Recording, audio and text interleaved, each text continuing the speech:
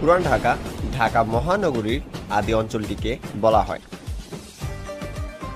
বাংলাদেশের অন্যান্য অঞ্চলের সাধারণ বাঙালি সংস্কৃতি থেকে এখানকার সংস্কৃতি অনেকটাই ভিন্নতর।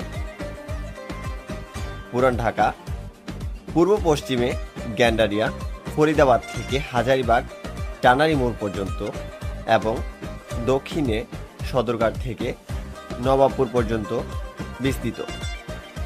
হ্যালো প্রিয় দর্শক, আসসালামু আলাইকুম, স্বাগতম জানাচ্ছি নতুন একটি ব্র্যান্ড নিউ ভিডিওতে। বরাবর মতো আমি আপনাদের সাথে আছি ব্লগার ভাই, এন্ড আপনারা দেখছেন আই অ্যাম ব্লগার।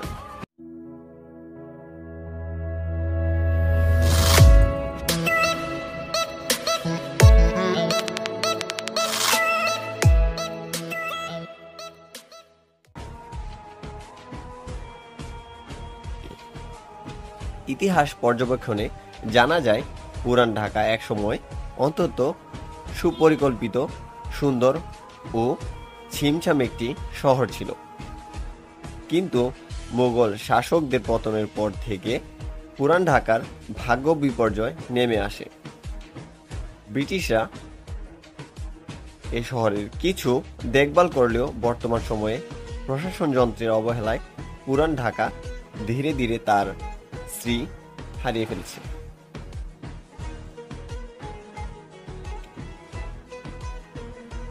700 থেকে 1200 খ্রিস্টাব্দের মধ্যে পূর্ববঙ্গের ঢাকা নামক অঞ্চলটিতে বুড়িগঙ্গা নদীর তীরে ঘেঁষে শহর গড়ে ওঠে। ঢাকার নামকরণের সঠিক ইতিহাস নিয়ে ব্যাপক মতভেদ রয়েছে। কথিত আছে যে সেন বংশের রাজা বল্লাল সেন বুড়িগঙ্গা নদীর তীরবর্তী এলাকায় ভ্রমণকালে সন্নিহিত জঙ্গলে হিন্দু দেবী দুর্গার একটি বিগ্রহ খুঁজে পান। দেবী দুর্গার প্রতি শ্রদ্ধার স্বরূপ রাজা বল্লাল সেন ওই অঞ্চলে একটি মন্দির প্রতিষ্ঠা করেন। যেহেতু দেবীর বিগ্রহ ঢাকা বা গুপ্ত অবস্থায় খুঁজে পাওয়া গিয়েছিল, তাই রাজা বল্লাল সেন মন্দিরের নাম রাখেন ঢাকেশ্বরী মন্দির। মন্দিরের নাম থেকে কালক্রমে স্থানটির নাম ঢাকা হয়ে ওঠে। আবার অনেক ঐতিহাসিকের মতে মুঘল সম্রাট জাহাঙ্গীর 1610 খ্রিস্টাব্দে ঢাকাকে সুবাহ বাংলার, বর্তমান বাংলাদেশ, ভারতের পশ্চিমবঙ্গ, বিহার, ঝাড়খণ্ড এবং উড়িষ্যার বেশ কিছু অঞ্চল রাজধানী রূপে ঘোষণা করেন। তখন সুবেদার ইসলাম খান আনন্দের বহিঃপ্রকাশ স্বরূপ নগরের ঢাক বাজানোর নির্দেশ দেন। এই ঢাক বাজানোর কাহিনী লোকমুখে কিংবদন্তির রূপ নেয় এবং তা থেকেই নগরের নাম ঢাকা হয়ে যায়।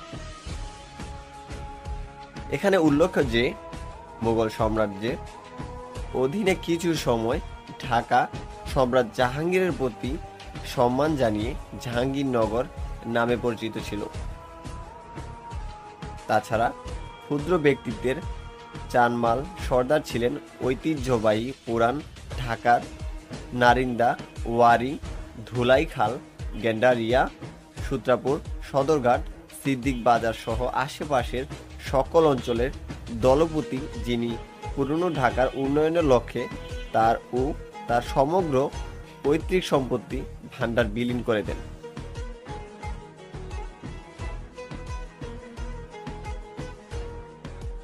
পুরান ঢাকার 8টি মেট্রোপলিটন থানা এলাকা নিয়ে গঠিত। এগুলো হলো হাজারীবাগ, লালবাগ, চকবাজার, বংশাল, কোতোয়ালি, সূত্রাপুর, ওয়ারী ও গেন্ডারিয়া। পুরান ঢাকা ঢাকা সিটি কর্পোরেশনের এর অন্তর্ভুক্ত একটি অঞ্চল।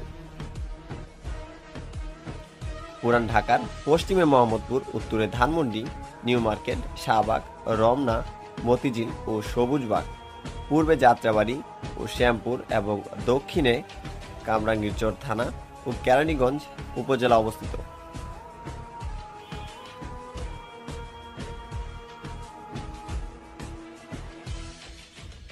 পুরান ঢাকার সর্বাপেক্ষা জনপ্রিয় বাহন হল রিক্সা।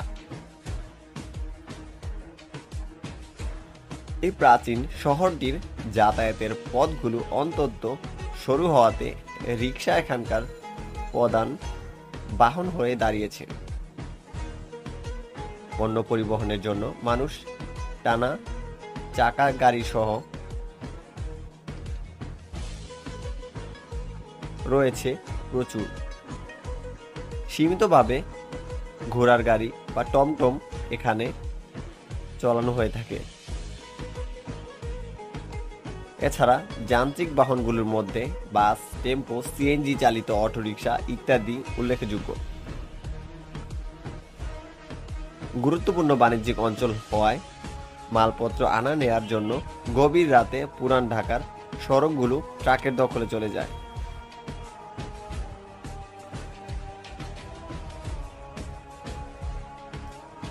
পুরান ঢাকা বাংলাদেশের প্রধানতম বাণিজ্য কেন্দ্র। এখানকার চকবাজার এলাকার সব রকমের পণ্য সামগ্রী পাইকারি বিপণন হয়ে থাকে। ঢাকা মহানগরীর এবং দেশের অন্যান্য অঞ্চলের বাজারগুলোর ব্যবসায়ীরা এখান থেকেই তাদের অধিকাংশ দ্রব্য ও পণ্য ক্রয় করে। মৌলভীবাজার হলো স্বল্প সময়ে পচনশীল নয় এমন সব খাদ্যপণ্যের বৃহত্তম বিক্রয় অঞ্চল। কাউরান বাজারের বিক্রেতাগণ এখান থেকে তাদের প্রয়োজনীয় পণ্য কিনে নিয়ে যান। চামড়া শিল্প হলো বাংলাদেশের তৃতীয় সর্বোচ্চ বৈদেশিক মুদ্রা অর্জনকারী শিল্প। বাংলাদেশের বৃহত্তম এবং দক্ষিণ এশিয়ার অন্যতম প্রধান চামড়া প্রক্রিয়াকরণ অঞ্চলটি পুরান ঢাকার হাজারীবাগ অঞ্চলে অবস্থিত। লালবাগের পোস্তা হল দেশের অন্যতম কাঁচা চামড়া সংরক্ষণ অঞ্চল। ইসলামপুর হল থান কাপড়ের বৃহত্তম বিপণন অঞ্চল। এছাড়া অন্যান্য গুরুত্বপূর্ণ অর্থনৈতিক অঞ্চলগুলো হল নয়াবাজার, মিটফোর্ড, সিদ্দিক বাজার, আলু বাজার, নবাবপুর, পটুয়াটুলি, সদরঘাট, বংশাল ইত্যাদি। এখানকার স্থানীয় অধিবাসীরা মূলত ব্যবসায়ী। বংশ পরম্পরা তারা ব্যবসা করে আসছে।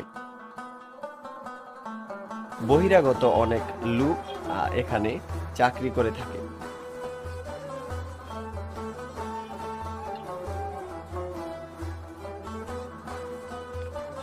পুরান ঢাকার অধিকাংশ স্থানীয় আদিবাসী আদি ঢাকাইয়া। এখানকার আদিবাসীগণ ঢাকা মহানগরীর অন্যান্য অঞ্চলের তুলনায় অধিকতর রক্ষণশীল। পুরান ঢাকার সংস্কৃতির সাথে দিল্লির স্থানীয় আদিবাসীদের সংস্কৃতির কিছুটা মিল খুঁজে পাওয়া যায়। এই অঞ্চলের মানুষজন কিছুটা পৃথক ধরনের ভাষায় কথা বলে, যাকে ঢাকাইয়া কুষ্টি ভাষা বলা হয়। এই ভাষাতেও অনেক আরবি, ফার্সি এবং হিন্দি, উর্দু শব্দের ব্যবহার বেশি। আদি ঢাকাইয়া সুব্বাসিতে ও কথা বলে থাকে। ঢাকাইয়া লোকেরা বুদ্ধিমান ও চতুর, কিন্তু ব্যবহারে অন্তত অমায়িক হয়ে থাকেন। অতিথিদের আপ্যায়নের পুরান ঢাকার লোকেরা দেশের সর্বশ্রেষ্ঠ। ঢাকাইয়া পরিবারে ও মহল্লায় বয়স্ক ব্যক্তিদের অন্তত সম্মান ও শ্রদ্ধা দেখানো হয়। এখানকার সংখ্যাগুরু লোকের ধর্ম ইসলাম। তারা ঢাকার অন্য অঞ্চলের মানুষের তুলনায় অধিকতর ধর্ম সচেতন। প্রায় প্রতিটি মহল্লায় একটি বা দুটি করে মসজিদ রয়েছে। এর কারণেই ঢাকাকে মসজিদের নগরী বলা হয়ে থাকে। পুরান ঢাকায় হিন্দু ও ঈসাই এই দুই সম্প্রদায়ের লোকজন রয়েছেন।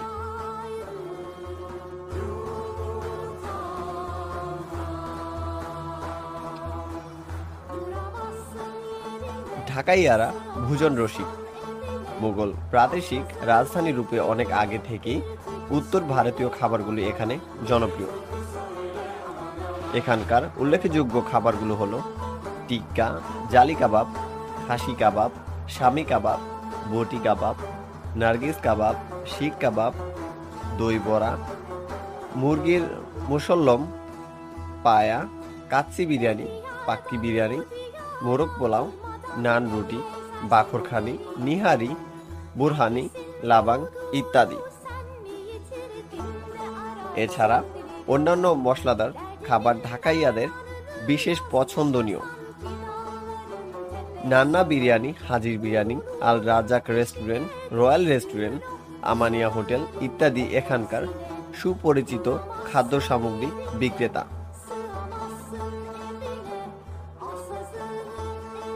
ঈদুল ফিতর, ঈদুল আজহা ও শবে বরাত পুরান ঢাকার প্রধান ধর্মীয় উৎসব।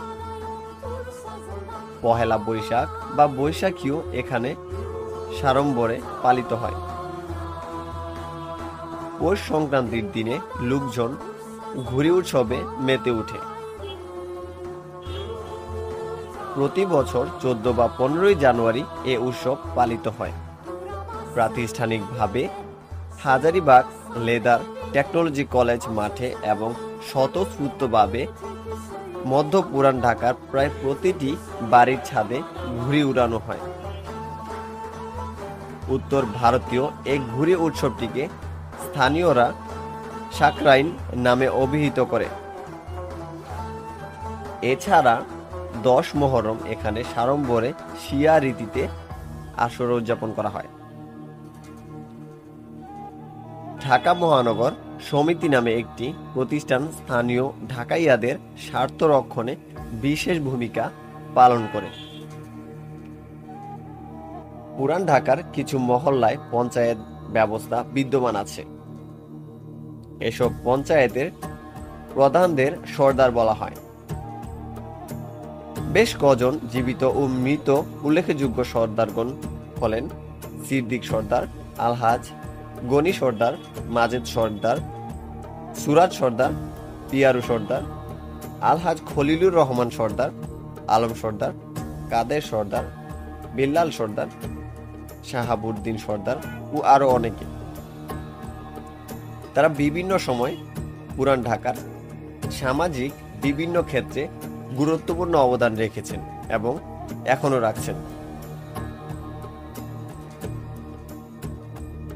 পুরান ঢাকার উল্লেখযোগ্য শিক্ষা প্রতিষ্ঠানগুলো হলো জগন্নাথ বিশ্ববিদ্যালয়, Sir Salimullah medical college, Dhaka collegiate school, Saint Gregory's high school and college, institute of leather technology, Dhaka বিশ্ববিদ্যালয়, Pogose school, Tibbia Habibia Unani medical college, Armanitola সরকারি উচ্চ বিদ্যালয় ইত্যাদি। পুরান ঢাকায় অনেক দর্শনীয় স্থান রয়েছে যাদের ঐতিহাসিক গুরুত্ব দেশ বিদেশের মানুষকে টেনে আনে। সদরঘাট লঞ্চ আগমন ও প্রস্থান এবং ডিঙি নৌকার উত্তাল অবস্থা আকর্ষণীয়। লালবাগের কেল্লা, ঢাকেশ্বরী মন্দির, তারা মসজিদ, হোসেনি দালাল, আহসান মঞ্জিল, শাখারি বাজার, ঢাকা কলেজিয়েট স্কুল, বড় Katra, Sheikh Burhanuddin post graduate college, ছোট কাকড়া, বাহাদুর শাহ পার্ক, জগন্নাথ বিশ্ববিদ্যালয়, সদরঘাট, বেগম বাজার, খান মোহাম্মদ মসজিদ, বিনত বিবির মসজিদ, রূপলাল হাউস, আর্মেনীয় গির্জা, চকবাজার শাহী মসজিদ, ঢাকা মেডিকেল কলেজ, শায়েস্তা খান জামে মসজিদ, নবরবুক হল, আরমানিটোলা সরকারি উচ্চ বিদ্যালয়। পুরান ঢাকা পর্ব স্বয়ংগুণে এবং ঐতিহ্যর ধারা বহন করে বছরের পর বছর চলে আসছে। পুরান ঢাকা সংক্ষিপ্ত রূপে এর বৈশিষ্ট্য তুলে ধরার চেষ্টা করেছি। আশা করছি আপনাদের কাছে ভিডিওটি ভালো লাগছে।